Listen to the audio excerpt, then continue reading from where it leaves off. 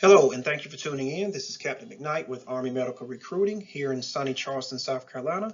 I'm here today to speak to you about the Army's HPSP scholarship program for our medical and dental school students. Now, this particular presentation is going to be geared towards the medical side. So, what is the HPSP program? So, it's a full scholarship that covers 100% of tuition and fees for our students. We offer a 4-year version for the undergraduates coming into med school. We also offer a 3- and 2-year version for those students who are currently enrolled in med school. It comes with a $20,000 sign-on bonus and also a $2,600 a month stipend that goes directly to you each month, and that is 10 and a half months out of the year to go directly to you. The other 45 days, you'll have summer training where you just do some Army courses where they basically just teach you the basis about being in the Army. Nothing strenuous at all. And that will not supersede school. So if MUSC doesn't allow the time for you to actually go to these courses, then they just won't schedule them for you. They'll push them to the right to where after you get out of med school, then you'll get those courses in. But should you be able to complete them, you get your full active duty pay, which is second lieutenant rate. It's about $5,400 a month. So that's a good summer job if you don't have anything else going on. Also, we have 72 residency programs available. So anything that you're going to specialize in, the Army pretty much offers it as well, and it's the exact same thing. So whatever you're going to specialize in, you can do the exact same thing for the Army. And this is honestly just a good deal. But I know everybody's thinking, what is the catch? The catch is we pay for your med school.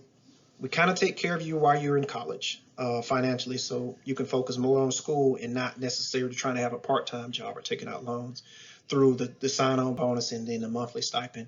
And what do we get in return? You just work for us for 4 years, doing exactly what you were going to do. So if you're going to be an internal medicine doctor, you're just going to be an internal medicine doctor for the Army for 4 years. That's really it. And after you complete your 4 years, you can go on about your way. So the requirements need to be a U.S. citizen. You need to graduate by the age of 42. And by graduate, I mean from med school. That number can be moved around a little bit if you have previously served in the military. But generally speaking, it's going to be 42 years of age. You need to physically qualify. That includes height and weight. We can go over that if any discrepancies on that.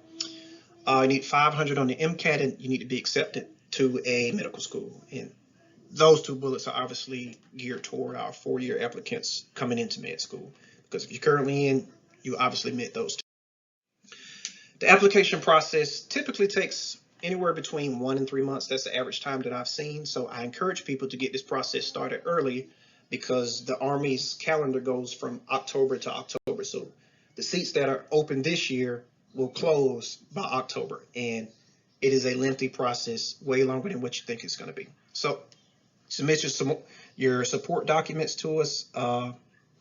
That's your IDs, your birth certificates, your socials, and all that stuff. We're going to put you through to a background check. You need to do your fingerprints, run it through the FBI. You're going to do a physical. From those two, we'll know if you need any waivers. If you need waivers, we'll process the waiver, and that can add like a month or so to this entire process. Once again, this is the reason why getting this started earlier. You need 3 letters of recommendation. Suggest you get some from your faculty.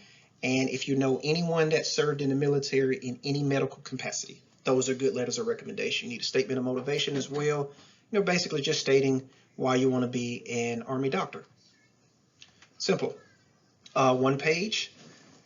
We put all that together. You work with the recruiter to put all this together. The recruiter submits this packet to the board on your behalf, and they make a decision. You get selected, you take your oath of office, and then you get the scholarship, and you're off to finish med.